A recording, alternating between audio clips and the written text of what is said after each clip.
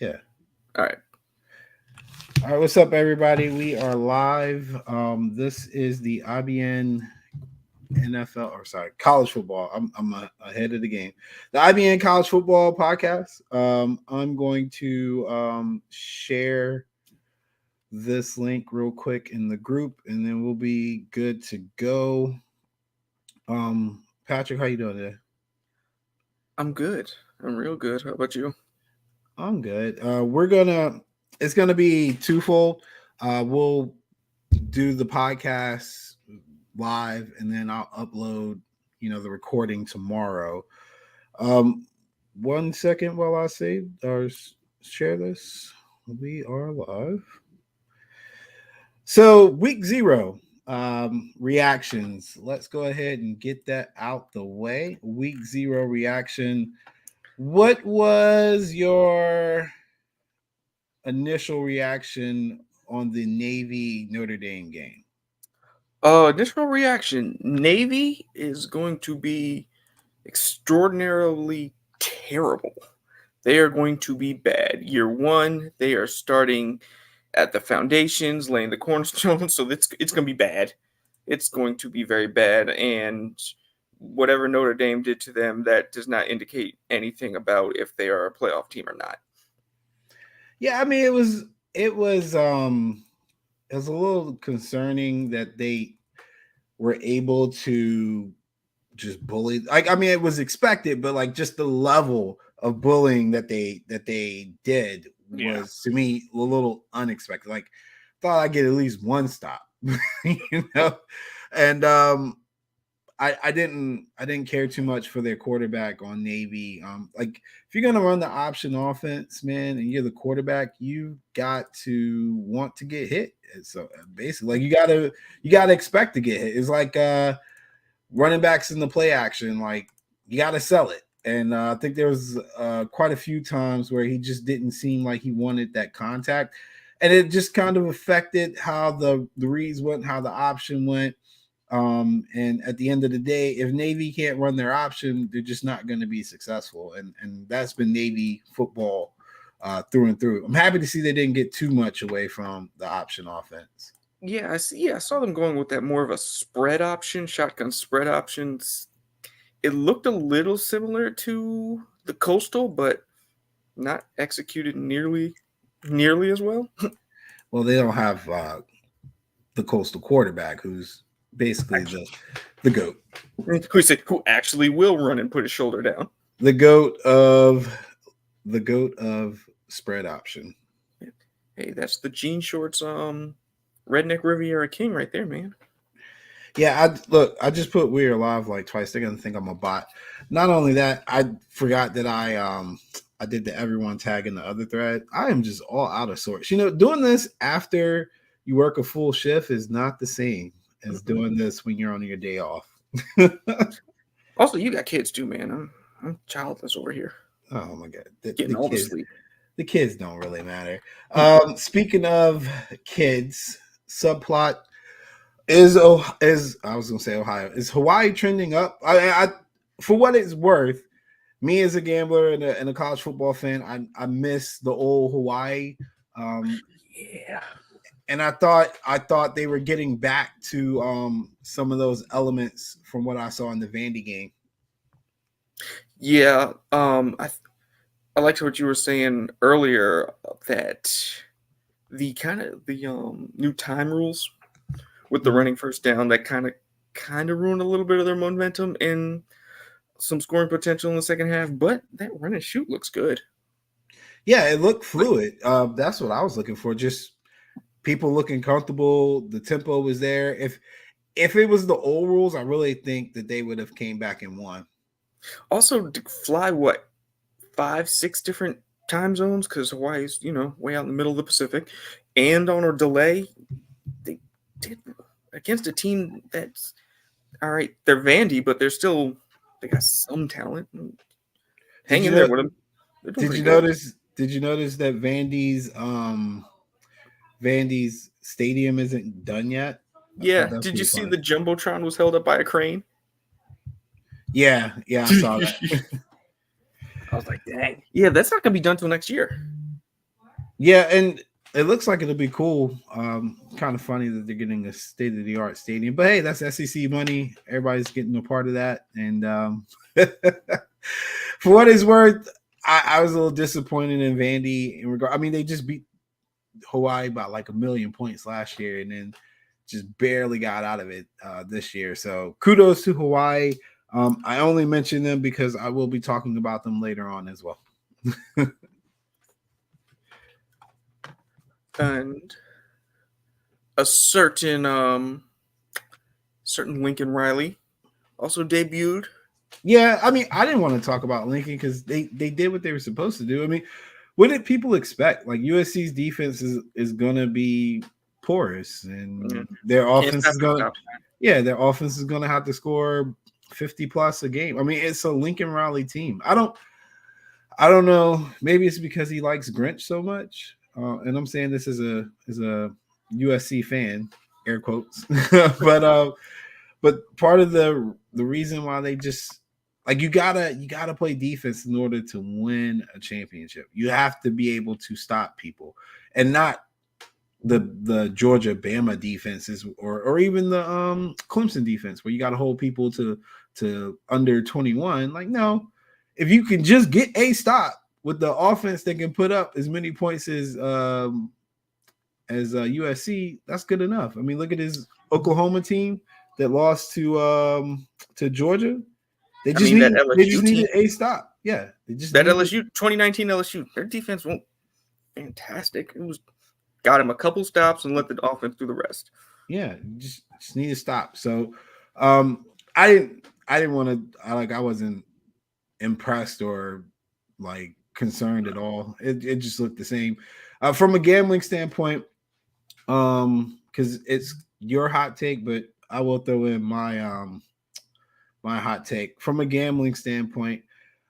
I don't think the clock really mattered to the tempo efficiency teams like USC, No. uh, like Hawaii. If they pick up their efficiency, I think they'll still get about 35, 42 a game. The overs will still pop on those types of teams. You do need a dance partner though, and that's why the Navy over under was such a sweat because they needed Navy to score. The tempo wasn't that great, but one team scoring a lot, the other team ain't even crossing midfield. That'll be an issue. Ben said that people were complaining about it as far as coaches and stuff. I don't think it matters. I think what it will do is expose the bad play callers because you don't get as many possessions. I feel like run heavy teams, those coaches will complain a lot. I mean, I don't know. Only if they get down. Like, Yeah. If they're up like a score, they're gonna milk it for all it's worth. Because yeah, like I mean, that's honestly what we're gonna see. It might make it more boring. But these are the oh god, rules. I know. I first thing could that you popped make in the my head Big was Ten West more Big yeah. Ten? I know. I was gonna say the first thing that popped in my head was like Illinois, Iowa type stuff. But these are the rules now. I don't. I don't think to the elite offenses is going to really matter. I don't think it's going to really matter to Maction either. But it did. Again, the one game I thought it did matter was Hawaii versus Vandy. So there's that. Moving into week one. First game we got up week one that we wanted to talk about was Nebraska at Minnesota. Looking at the lines because for some reason I didn't put the lines on the ticker. I don't. Still 7-2 Minnesota. Yeah, I don't understand why you let me do that. You're a bad co-host. Yeah, I know. N words, just N So words, just sitting we here riding. we can't say that on this. This is I said N word. I didn't say the whole oh thing. my gosh. Chill out, Urban Meyer. That's that Florida in you, that Swamp King stuff right there. You Urban Meyer, Raleigh Cooper types. Just keep that out the show. Nebraska at Minnesota. Everybody knows the big story in Nebraska. Frost is out, Rule is in. There's got to be a pun in there somewhere. Minnesota Celebrating. Yeah, Minnesota is bringing back PJ Fleck, obviously. Starter wise, Nebraska's returning 15 starters, 7 on offense, 8 on defense. Minnesota returning 13 starters, 7 on offense, 6 on defense. The game is at 8 p.m. on Fox. I got the line right now still at 7. And the over under at 43 and a half. Yep, 43 up, 42 and a half, 43 on some books. Been a lot of action on that spread. And I talked about a little bit on the radio show today, and then in the chat, went down to 6.5, got some pushback from Minnesota backers, went back up to 7.5, and now you see it back down to 7. Percentage wise, hasn't changed much. Nebraska's still getting a plus 27% differential between the tickets and the amount of money put on them. But, and I say but because I'm back in Minnesota here, there's been a 2% increase, quietly a 2% increase of money on Minnesota. What's your take on the game, and do you have a play for this game? Really interested to see if Nebraska starts off like a Matt Rule team, like pass protection is, starts off really well, because that's been a staple of his. He usually gets that fixed first. Jeff Sims, he's got some experience, good dual threat, but I really want to see how good he actually is, because, he had Jahmyr Gibbs at Georgia Tech, and he was also at Georgia Tech. So, yeah, he's a question mark. He's a question mark. But on the other side, at least we know we've seen him before. We do not know anything about what this Minnesota quarterback is going to look like. This is their first time in what feels like 12 years without Tanner Morgan. Yeah, Tanner Morgan was there forever and a day. I'm pretty sure that man got like 3 masters and a law degree. So, again, not having too much data, and if you hear pages turning, that's just me running through the book, because again, we're doing like 15 games. I got notes and everything, but I still need to take a look. But there's not much data on Matt Rule's like opening games from gambling perspective. Like season openers, I think that trend typically does matter.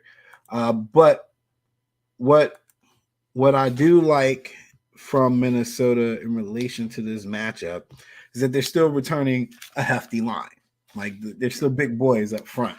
Now, to be fair, Nebraska held their own last year against big boys, and actually 2 of those offensive linemen ended up going to the next level. So it's not like Nebraska got run over per se. I think the score was 20-13 last year at Nebraska, and I want to say Minnesota was a 14-point favorite. So that was a good cover for Nebraska. I think they ended up coming back a little and covering that. But what I highlighted in my talk in the chat, and what I'm highlighting here, the reason why I'm going contrarian on this particular bet, and I just saw a 1% switch in the middle of our conversation. But the reason why I'm going contrarian, because I don't usually do this. True DGen right here, people. True DGen. Yeah, I know. I don't usually do this, but I just have concerns. The same reason why I didn't jump with Navy. There was so much money and hope in them covering that 20.5. And I was like, you got a first year coach, new system. Oh, well, not even new system, but this is different. This is everything different. Looked like it was not going to go right for Navy. Yeah, everything. And in this case, it's not Rule's first rodeo, but I'm sure he's going to have to make some kind of adjustment back to the college game. And for what it's worth, I think it's going to take a couple games. And a highlight, they did switch to the 3-3-5. The defensive coordinator is from Syracuse. And if you look at when he started running 3-3-5 there, it took a couple seasons for it to actually pick up. And then, by the time he was done, I think they were a top 30 defense statistically. But the ACC and the Big Ten are 2 totally different. Like, it's 2 totally different things. You ain't going to see anything close to what you're going to see with Minnesota in the ACC. Just the size of the line. And just the style of play is just not there anymore. So I like I said, I went contrarian. It's one of those games. If you're taking the points with Nebraska, that would be financially the safer play. Um, Arguably the smarter play if you're looking at trends. Minnesota's 5-3 straight up, but 2-5-1 in season openers against the spread. They are 7-3 straight up in this series and 6-4 against the spread. But again, my thing is you got some stylistic differences here.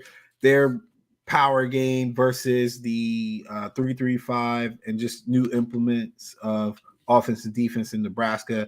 Nebraska returning 15 starters, but is that really advantageous when it's 15 guys that are going to be running something totally different? Philosophically, totally different. Rule and Frost. To be fair, though, Nebraska did supplement a decent, air quotes, decent recruiting class for them with some good transfers, and Matt Rule knows how to he knows how to get a lot out of his roster. I will give him that. Minnesota's quarterback is nicknamed the Greek Gunslinger. And I'm not going to try to pronounce his last name, and I'm sorry I didn't look it up to 7-6 figure confirmed. 7-6 confirmed. But he is a dual threat QB. He's a dual threat QB. Made his debut last year in the whiteout game against Penn State and led the comeback. Look how that went for him. Yeah, but led the comeback to beat Nebraska last year. So there's that. Also, bro, whiteout your first game. Whiteout, that's tough. That's tough. Set up for failure. They set that kid up to just get embarrassed. Why you do that boy like that? But either way, that's going to be an interesting game this Thursday. Not to be outdone, your Florida Gators travel to number 14 Utah. A game that'll be 8 p.m. on ESPN. Dude, this is a hot mess in the sense that we don't know who the quarterback's going to be. We kind of know, but we don't know. I mean, the gamblers don't know. The players might know who. I don't know. If anybody knows, just Utah's coach knows, maybe. I mean, does he even know? Yeah, I'm not even sure Cam Rising knows if he's playing or not. Yeah, my thing is, it was like 2 weeks ago when I was looking at the stuff. He was limited in practice, hadn't taken any live drills with the ones, just kind of like, well, any live scrimmages with the ones. And then the QB situation got so dire because the second string quarterback got hurt, but it got so bad that they ended up like pretty much not having like contact practices because they didn't want to risk any injury. So also, Grant Keithy's out as well. Yeah, or he is quite. I don't know now because conflicting reports. I don't know if he's questionable or if he is out. But yeah, so it's just all over the place. The over under in this game is 44.5 right now. The spread is 6.5 to the home team, Utah. But well, I mean, what's the spread if Rising doesn't play, man? And I mean, I went ahead. I went ahead and put Florida money line just because I'm like 75% sure that he ain't gonna play, and I'm 90% sure that if he does play, he's gonna be very hindered by, I mean, the ACL recovery, the brace, and all that. Like, you know, it's gonna take. I think there's it's no gonna be smart reason for him to play. To be honest, I don't think so either. like, But all right, you lose to Florida at home, game one, big whoop. You leave the Big for the Big 12 next year, right? Save them for when you have Pac-12 play and you can go out with a 3-peat to kill the conference. Yeah, part of me thinks the coach is gonna play it safe. But yeah, I mean, this. All right, you lose to Florida, everyone's gonna be like, oh well, no one's really gonna care because everyone's gonna talk about last year.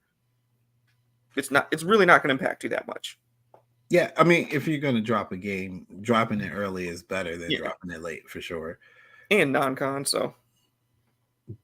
But with that being said, how good is Utah's third and fourth string quarterbacks? Nobody really knows. I mean, we saw them. We saw him in that Rose Bowl. That man looked scared to death. I can't use that like one game sample or just that like drop in sample. You know, it's a tough situation for anybody. It's a tough situation for seniors. This guy was a walk on. The third stringer was a walk on. Yeah. Also, he got dropped in against Penn State. That's not a defense you want to be dropped in on out of the blue. Yeah. So I'm on Florida. I got it plus 220. And then I took them on the spread, but I bought the spread up to 7.5 because for some reason FanDuel wasn't trying to give me 7. I was like, all right, I'll take 7.5. But with that being said, Mert sucks. I'm not betting on him. Mertz is literally there to hand the ball to ETN. Yeah, Johnson. That's all he's going to do. Throw a screen to Pearsall, throw like a little out or a dig to like one of the tight ends. I think I got y'all at 12 returning starters, 12 or 13. Might be a little high. Utah, it might be 11 actually. Utah's at 16 returning starters. I had it like I got 2 separate notes. That's why I'm like, some of my notes are here incomplete. but yeah, it's about 6 and 5. The main thing is you're missing Anthony Richardson, but you got NTN back, and I think there's a receiver by committee. Montrell Johnson's back. Yeah. The tight end room improved. We got some young guys in who are a lot more athletic than the ones we had in the last couple of years. Yeah, young freshmen who looked good in practice. We'll see when the bullets start flying, and got some good transfers in linebacker and at the defensive line. So hopefully it doesn't like give out like a sieve like last year. Because Jesus Christ, they couldn't stop the cutback run for anything. Are you is your tight end room still full of killers? Or are you good now? I wish it was. We ain't got no felons, man. I'm mad. Oh man, Billy runs a clean program, bro. I'm not happy about it. So, real quick, you thought Central Michigan versus Michigan State might be an upset alert. I disagreed, so I did not put it in here. I just don't trust anything Michigan State's doing. They lost their quarterback. Yeah, Central Michigan sucks, but they've been pretty decent against the spread versus Power 5 schools in openers. But I'm not consistent. I'm not touching it. My thing, I don't have any confidence that there's any consistency around what's going on at Michigan State. Like, you lost your quarterback and you kind of lost him late in the portal too. Like, you didn't lose him. When did Peyton Thorne leave? May? He's terrible, but a starter's a starter. Mel who Tucker, do they have better to replace him? Mel Tucker might be Black Jimbo. Oh, no, as far as how much money they spent for him and what they've gotten out of it. That's what I equate it to when I look at him. I'm like, dude, that's like they paid you a lot of money, man. Like they thought they had a home run, and it has been a foul tip into the glove. If I can do a cross-sport reference, it has not went well. So let them go 4-8. It will be a hard R in Lansing. Man, yeah. It'll be a hard R city in Lansing, man. So rolling into the next game, we're in the Friday nights games now. Friday, 7:30, we took up the ACC. Louisville, Georgia Tech. What I did not put in the ticker, this is a neutral site game. It is in Atlanta. I think in the neutral site. The Falcons Stadium. I think it's Mercedes-Benz. Yeah. So again, neutral site. Brom is back. Is that right? Back. Yeah. Brom is back. It hasn't been a lot of hype behind it. I guess the sequel's never as good as the original. So, but he's back. Louisville's returning 13 starters. Obviously, not having Malik Cunningham. Georgia Tech is returning 12 starters. Both teams, the majority of their starters are on the defensive side of the ball. I didn't have this on my radar, but I am I think I might give Coach Key a dollar or two here. Oh, you might? Yeah, I think I want to see something, man. He ended the season 4-3 last year when he took the team over, but they beat Pittsburgh, Duke, and UNC. So the kids clearly responded to his personality, coaching style, and so forth. And then they've had a full off season. I wonder more so from the defensive side of the ball if they've got enough to slow down this potential Louisville offense. Say, I just think Louisville's got. I think they just got too much talent. Like I do think Georgia Tech is. He's got something going. He, like you said, that's like 3 good wins right there from last year. They got something going. They're probably going to make a bowl game this year, but Louisville might be an 8-win team. I mean, that's up in the air. Brom obviously knows how to, like, he has a very QB friendly system. Yeah. And he's familiar with the university and the type of players that they have and so forth and so on. So transition. I mean, he is who they wanted. Like they kind of like silently chased Satterfield to a pretty much an equal peg job. Yeah. So transition here, I don't think is going to be like transition at like say rural in Nebraska. I don't think philosophically you're going to have much difference here. But with that being said, I got my eye on Coach Key, especially when you think this air quote neutral site field is not really neutral site, and Georgia Tech has a little bit of heart, man. Like I think again, I just think that showed. They beat UNC at UNC. Like that should be considered a big day. We're 21-point dogs. To be fair, UNC can't play defense. But it was 21-17. So they slowed them down. And that was still a good offense.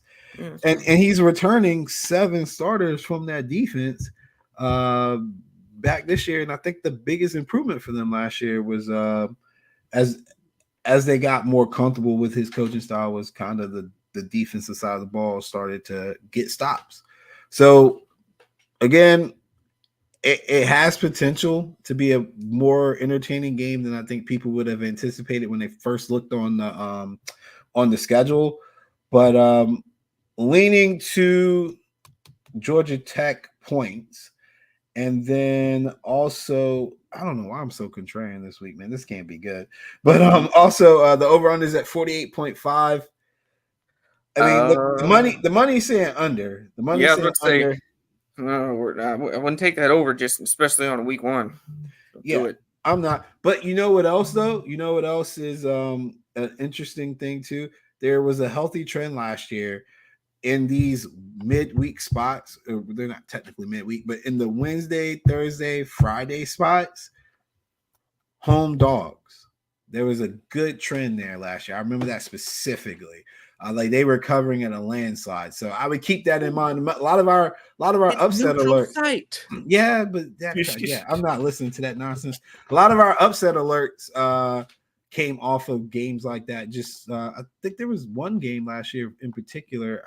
I'll probably remember after we get off the podcast where I specifically was like, I'm just going to pick the home team as a outright upset just because they've been covering and winning these games. So pay attention to that. As this season starts, these Thursday, Friday games, or even the Tuesday, Wednesdays when Maction starts, keep an eye on those home dogs. There is an advantage there. The next game I put in Friday nightcap. Yeah, the Friday nightcap. Because I don't care. It's my show, and I want them to come back. The Midnight Matinee, Hawaii. Stanford versus Hawaii. Everybody knows I hate Stanford. Stanford is actually favored by 3.5, and I am here to tell you I am playing Hawaii money line and taking my points. Yep. I love what I saw out of them. Yeah, especially if they can keep it going early, get started early. This might actually get bad for Stanford. If you can get up on if they start early. Yeah, on Yeah, these if teams Hawaii that don't starts have early, explosive offenses.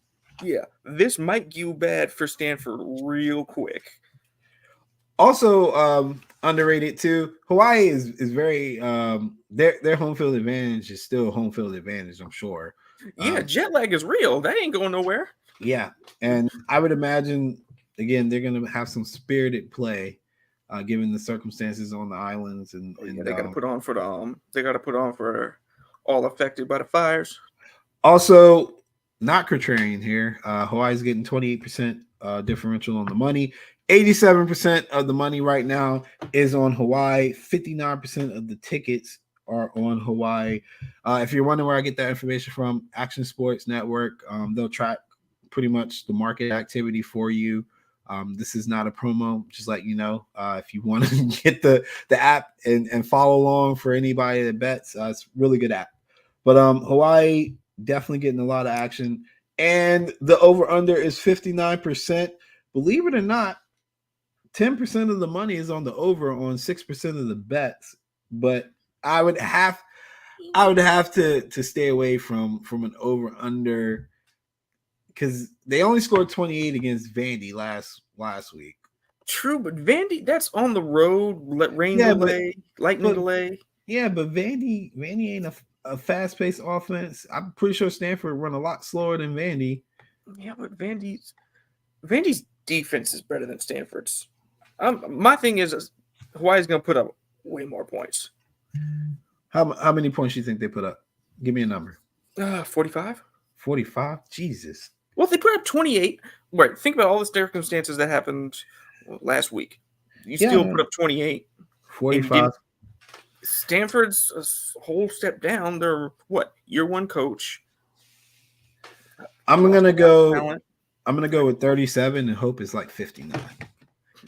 The ghost of Colt Brennan just comes down and possesses the quarterback. And I mean that with the utmost respect. I rest in peace. Timmy Chang ain't suiting up. Hey, Timmy Chang, he got me fired up, man. I love it. I really root for these programs that I was watching my early gambling days and just in general. Like, I'm the only person up at 11 o'clock watching San Jose State and San Diego State anyway. So might as well bring my boys back, Rainbow Warriors. Also ties into the hot take. Hawaii makes a bowl this year. All right, we're switching. I said no Desmond. That's what I said. No Desmond. Look at the schedule. It's possible. Yeah, anybody can get in now. You can get in with 5 wins, right? Isn't that how Florida got in? Ha ha ha. No, I mean Texas couldn't get in with 5 wins, so we're not bashing Texas yet. Big noon. Hold on. Big noon. Prime on big noon. Colorado versus number 17 TCU. TCU's only returning 10 starters, 3 on offense. That's crazy. Colorado, I didn't even bother looking because everybody knows how many people are coming back for that team. And I think it's just the mascot, and even the band director got fired, I think. 2 good players, too. Yeah, but it's 20.5 still. Let me double check. And obviously everybody knows Big Noon, what channel that comes on, so I don't need to tell you that. Yeah, still 20.5. Gus Johnson.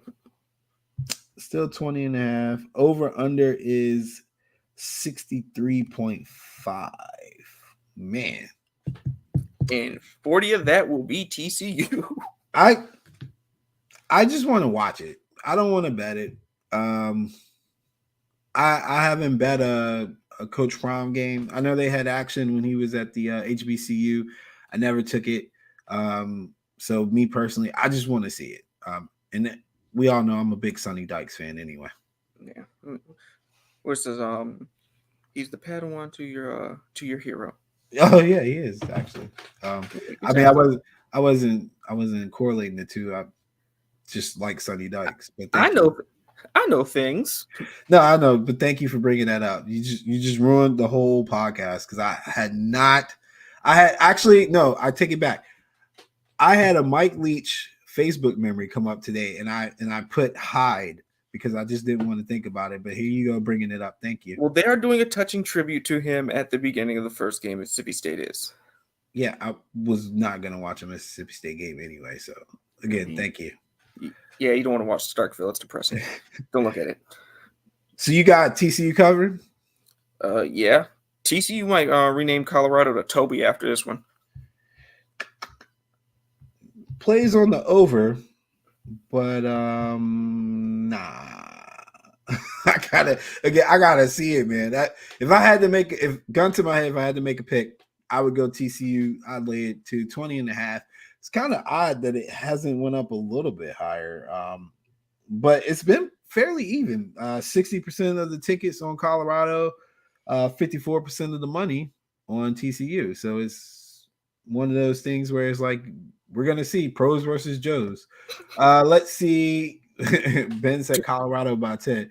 Bro, if Colorado, so just to give people an idea, Colorado is plus 650 right now, which I think is insane for a 20-point dog. But the reason why it's like that is because they're getting 98% of the money on the money line.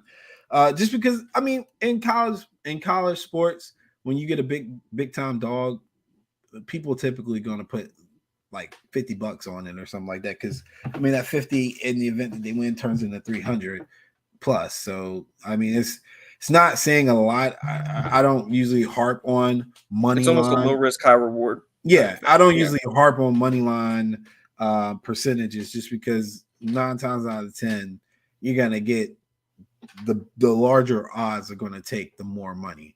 But like I said, it's been so much action on that as far as the money goes that this plus 650, like that, like for a 20-point dog, man, like that's usually a lot higher.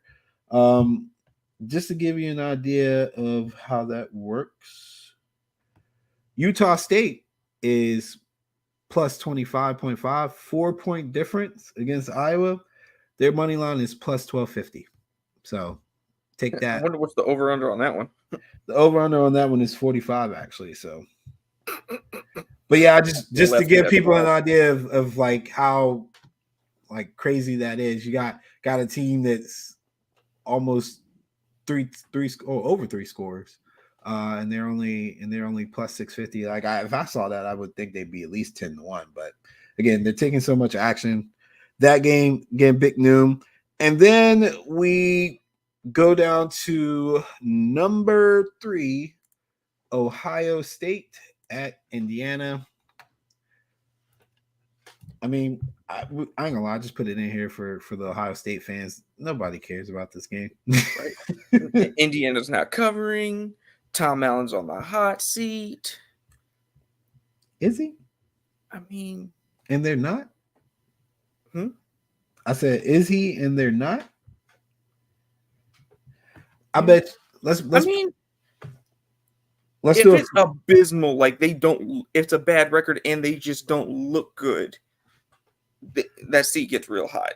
If it's like a 5-7 and they look like they got some fight, Indiana's just gonna be slouched to basketball season. Let's do a friendly wager here. Friendly wager. I will bet you either your wings or your first drink when we meet up in the next couple weeks, that Indiana covers. Okay. All right. Historically, Indiana is 8-4 against the spread since 2011. That's not why I took that. I just took that because I feel like Ohio State gonna trick it up. That's all. Man, Gayer is coming out. It just 30 points is a lot, man. 30 points and essentially, I mean, the offense probably can put up enough points. That's not an issue. That's not what we're talking about. But I just feel a backdoor cover, man. I just feel it coming. So, friendly wager between us, and I'll make sure we talk about it on the next show. But I got Indiana. I'll take the 29.5. I won't even ask for the half point to 30. I'll just take the 29.5. Okay. Yeah, no. I see, especially, new quarterback in the system and everything. Oh God. Don Julio shots. I should, Ben. I should do that. But I'll hold off on he's getting aristocrat. If I lose, he's getting aristocrat. I definitely wouldn't be drinking that. And plus, Marcus is going to meet us for that too. So I know for a fact we're not Oh, it's drinking Jameson. Aristocrat. No, I'm not drinking that I'm either. not drinking no Aristocrat. That's like I- gasoline. That's We're not even not. that's kerosene. That ain't even like 87. That's like ugh. We're gonna stay away from my Jameson story. Boise State versus number 10 Washington. The more I look at it, the more I just don't think Boise State has a chance at No, but they all. can make Not it interesting. not even for the cover. Like that's what I'm You- talking about. Like not even for the cover. oh dang, you think it's gonna be that bad? They just don't do well in these spots. Like historically, like But it's the it's Chris Peterson Bowl.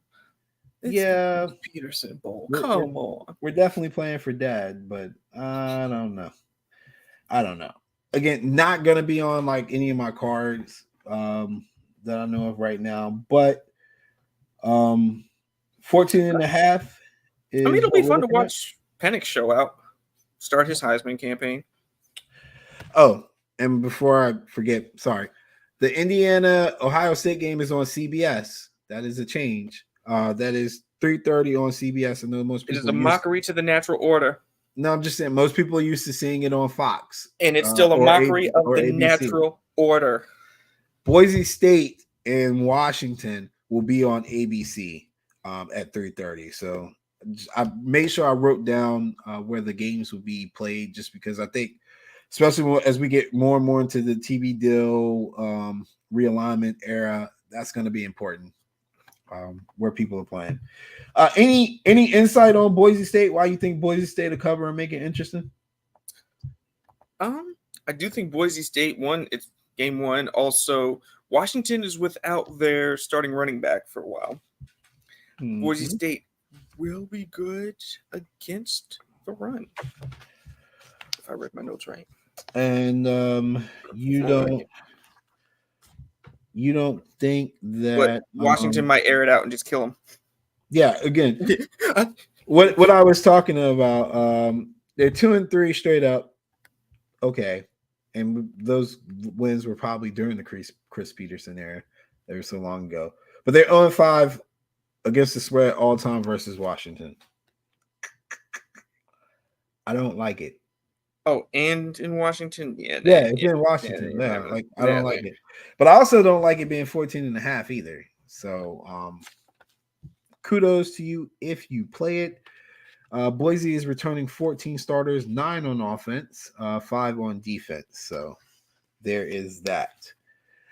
A game that I really should have put more time into, but we already know where I'm going with this. UTSA, my road runners, baby. Shout out to Ben. UTSA. He's looking at his future head coach. I know. versus Houston. We keep going back and forth on this, and it's a running joke, but I mean, more than likely is his future head coach. I mean, that is it a joke, or are we know how this ends? Who knows, man? They'll probably, once Sark gets fired, they'll probably be harping about Urban Meyer again. But UTSA is traveling to Houston to play them.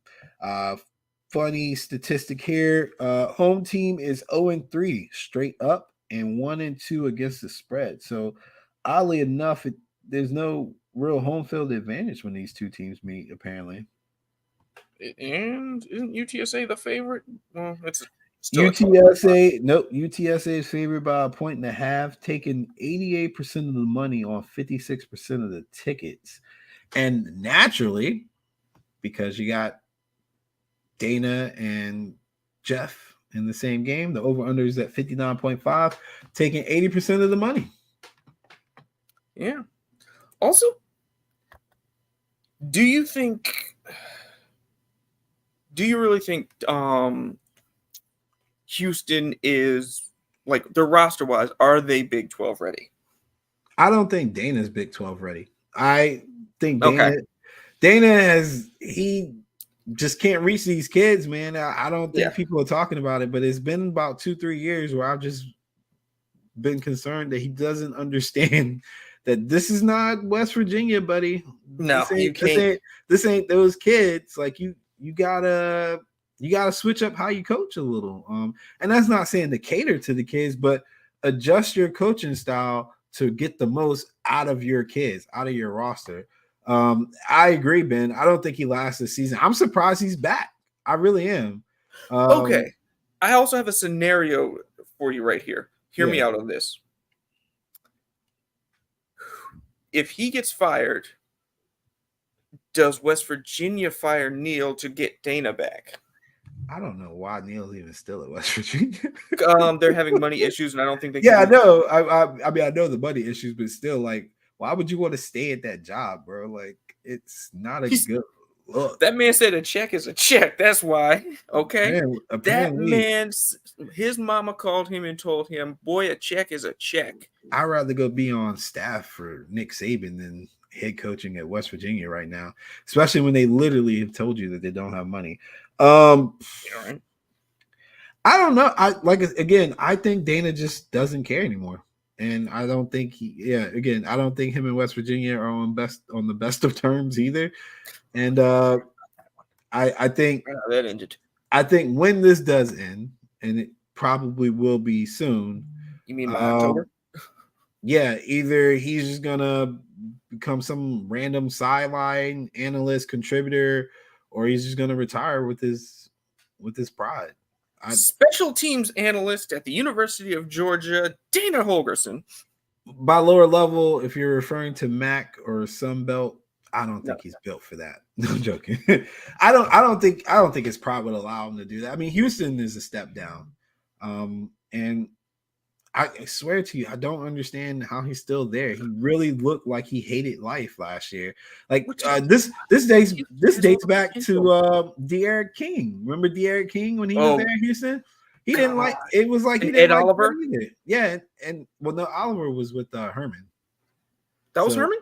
Yeah, I definitely remember that because I faded Florida State when they played him in the bowl game. Oh. But De'Aaron King was supposed to be this like big deal pickup for them, and that was a failure. And then Caitlin. Then he transferred to Miami. I keep calling him Caitlin Toon. Clayton Toon.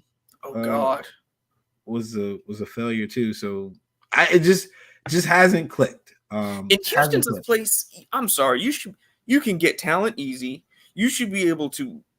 All right, get a quarterback simple system. Just get some athletes on both sides of the ball. You should be able to at least keep Houston at 8 wins every year. I'm sorry. Like I mean, he should be able to, but again, like I said, I just think he doesn't care. Yeah, he doesn't care, and that matters. Like if you're talking about a head coach and keeping a program afloat and whatnot, I swear it just looked like he checked out, man. So here's scenario number 2. Jeff Traylor wins this game by a big margin. 2024, he's Houston head coach. Man, Jeff Traylor knows that Austin is his destiny. There's definitely bigger things waiting on him than Houston. Houston would be a lateral move. I mean, if it was for the money, just wait another year. Number 21 UNC visiting South Carolina. 7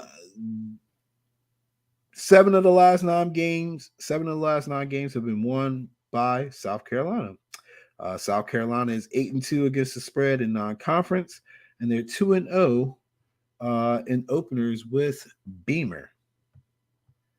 I'm fading Mac. I mean, I don't like it. Yeah, I don't trust that defense at all. I don't like it because I'm getting Spencer Rattler, but I gotta say I am borderline drinking the Kool-Aid with Shane Beamer.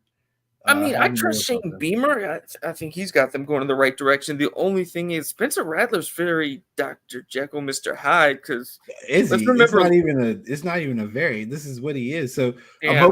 I'm hoping that the coin flip is tails this game, and I get the good Rattler. Yeah, because last year he went from the Florida game where he was just like boo-boo to fool to Tennessee where it's like, oh, Rattler for Heisman again, and ruining Tennessee's life. The spread 2.5 right now. 72% of the money is on UNC. If I bet it, I'm just gonna bet South Carolina money line and just live with it. I don't care about the spread. If it comes down to like a point or two, I'll just accept that. That's fine.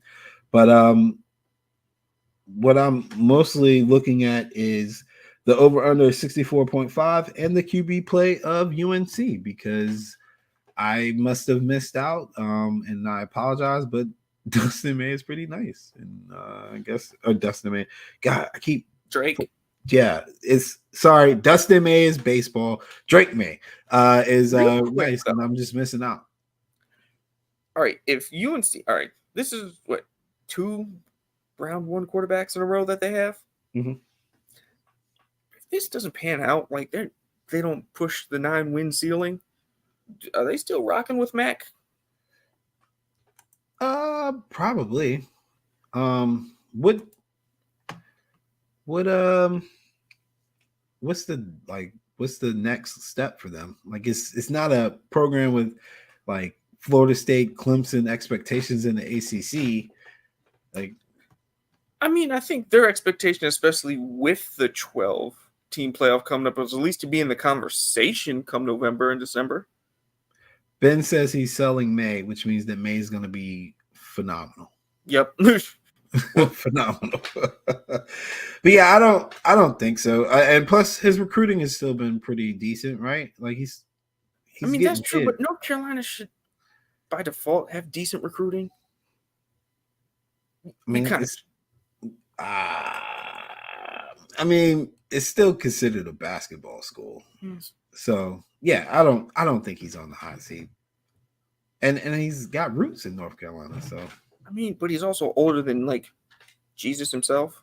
Yeah, they don't care about that either. Yeah, that's true. They don't. So yeah, that's true. It should be fun. And for what it's worth, I would, as if I was a Carolina fan, I'd be disappointed if they lost here. But it's not. It's not something that I would like really flip out over either. Because again, it's 2.5 point spread, which basically means that this is a pretty even game. Matt Brown's not better than Napier. Switching over to the next game, we've got Coastal Carolina. Man, we're gonna. Sorry, I'm having animal issues. I'm about to fire you, bro. You can't keep your dog quiet. I had to grab the charger. Oh my gosh. I know. I would have. I'm gonna try to edit that out, but it's all right if I can't. Coastal Carolina versus UCLA. They are not ranked. Sorry.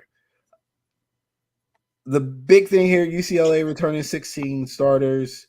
Coastal Carolina returning 14 starters, but they have a new head coach in Tim Beck. Tim Beck is their new head coach. Their head coach went to Liberty, which is unfortunate per se, but also cool because Liberty is not too far from me. So I'll probably end up going out there to support them. Everybody knows that I love my Chanticleers, and I want them oh so bad to go to UCLA and somehow win this game. It's hard to say what UCLA is going to have without DTR as far as the dynamic ability of their offense. I mean, DTR was nice. Yeah, I mean, but they do have the new 5-star. Yeah, and he's nice and he's nice Cleveland pros right now too. Yeah, like his stint in the pros is pretty decent too. But we're literally returning the majority of their team from last year. It'll probably be tough. You got a first year head coach going across the coast, like across the country. It's just a lot to ask, I think. And that spread, I do believe, was also at 14.5 and getting more action towards UCLA, but I'll double check. You got any thoughts on that? Because last year in this spot, you took South Alabama. And I was correct when I did. Yep. I'm very curious to see what's his name, DJ Moore. That the young man at UCLA, his name. I can't keep all these names in my head right. But yeah, I'm very curious to see what he does, especially with Chip, playing puppeteer. Opener, I don't think Coastal's gonna cover. I just think Jamie's not there. It's not the same. You disrespect my Chanticleers. They're covering. I'm putting UCLA on upset alert just because I'm a homer. The money line on this game is plus 450. So that ain't going to be worth it for me to play it outright with so much. But wait, hold on. I forgot. Grayson McCall came back. Never mind. Yeah, McCall back, man. Never mind. And they got Redneck Riviera King is back. Never mind. They got 14 starters returning. Yep, they're covering. I lied. I'm sorry, everybody. I lied. Grayson McCall's back. 14 and a half. Give it to me, man. That's what I want. This game's 10:30 on ESPN. That will be the Saturday nightcap for me. And then we will get into the last two games on our slate. Sunday's primetime game, 7:30 ABC, number 5 LSU versus number 8 FSU, neutral site game. Weather might be an issue here. Weather might be an issue here. They're still playing. It's a category 3. No, they're gonna play. My understanding is they're gonna play. I don't see why they wouldn't, but it might hinder the game plan for both teams actually, and make it a little bit more of a power game than what they probably would have wanted to do in better conditions. I thought the hurricane's going to hit Thursday. It's supposed to hit Thursday, but how much rain are they going to get? Like, that's the thing. Oh, that thing will be – if it's playing their Sunday, they'll be fine. All right. Because it's way – Orlando, way over here, it's going up towards, like, the Panhandle. I don't trust Florida natives, and I don't trust Florida weather. So I will wait. Don't trust Florida nothing. I'll wait to see. Ben says take LSU because FSU can't beat a ranked team. Thank you, Ben. Nope, FSU won. I got FSU money line. I mean, I have to. I'm obligated. I'm not gonna lie. If FSU ain't in it, I'll definitely fade them again. Case in point, the Houston Bowl. It's not the first time I faded them, but in this particular case, I will give up gambling before I bet on Brian Kelly. So there's that. Really? Yeah, I can't stand Brian Kelly. I mean, I can't stand him either. I think he's a total waste of space, but he is a good coach. It's very rare that I say this, but BK is a bad person. Through and through. Yes, he is. He might be like Palpatine or something plays nice on camera, but I ain't never rooted for a man to fall into the Mississippi River more than Brian Kelly. Just whatever you do, for me, Coach Norvell, just don't run that toss play near the goal line again, ever. Just scrap that. LSU has a lot of talent, though, man. I mean, I'm not gonna gloss over that. This program is on their way back, according to a lot of people. So the expectation here, honestly, is two programs that are looking to reclaim old glory. Last year's matchup was kind of like, we'll see. Yeah, this year expectations, FSU's a top 10 team. LSU's a top 10 team. Like, what we gonna do? Because this is a game, like I said, I think we had talked about in week 0 a little bit, but this is a game that the winner puts themselves in a better, Florida State's case definitely puts themselves in a good position to sneak into the playoffs with their schedule. With LSU, it'll give them a buffer that if they do lose a game during the SEC and it gets a little tough on them, this will be a game that you can fall back on and it would mean something. So I think there's a lot at stake for this. And when they set these matchups up, I think this is what they're looking for. And one thing I will be looking for in this game is Harold Perkins. From LSU talk, they moved him less as the edge rusher and an outside linebacker, so he's going to do more middle linebacker. So I'm curious to see how he transitions with that one, because that's a first rounder. That kid is like a top 10 pick in the first round in 2025. Or wait, 2026? I'm trying to do math. counting. Yeah, But no, that kid is special. That kid yeah. is special. Sorry, we know you got Florida education. So, Thanks to last Sample. last game, and again, I appreciate everybody listening to this. We're not gonna have hour-long shows hopefully throughout the year, but if we do, it's because we're just combining both and we are live. So, Clemson, number 9 Clemson at Duke. 15 returners for Clemson, 18 returners for Duke. Not saying that Duke's going to win because I just can't bring myself to say that, but maybe a first half covered by Duke. Yeah, I can see that. Also, the one thing with Duke, they had an easy schedule last year, so I think a lot of people are higher on them because they beat a lot of teams who were just meh. You beat them, which I mean I can't fault them for because you got to beat who's on the schedule, but you ain't beat nobody nowhere near Clemson's caliber. And I'm sorry, even if Klubnik is not it, Clemson still has enough everywhere else to take care of business. Yeah, they do, and again, just going off of last year's games, man, they just started out so slow. Expectations. Maybe Riley calling plays. Yeah, expectations are sky high for Clemson, as they should be. They are one of maybe like 5 programs in the nation right now we would call a machine. I would say Clemson, Alabama, obviously Georgia, Ohio State, and now Michigan has kind of pushed themselves in that conversation. Like you expect them. 3. Well, I'm only giving 3. You expect them to compete for a playoff spot. Like, I think Michigan has earned that title for right now. It's not as strong as Ohio State, Georgia, Bama. Yeah. But literally, those have been our 4. If you add Clemson, those have basically been our 4 the majority of our college playoff lives. So the expectation is like the ACC is theirs to lose. And again, I'm definitely not picking them to trick it up against Duke, but in the event that they were to trick it up against Duke, geez, just throw the whole program away. Oh God, if they do, that Dabo press conference will be legendary. Yeah, I'm not putting. Will it be in God's name, image, and likeness? I'm definitely not putting them on upset alert. No. So any game that we didn't cover that you want to give a quick shout out to for people to check it out? Yes. UConn and NC State. UVA transfer Brennan Armstrong will start at NC State.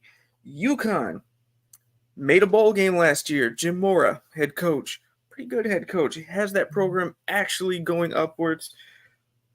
They possibly have, mind you, super easy schedule this year. They could possibly pull off 7 or 8 wins this year. And I have them upsetting NC State at home early.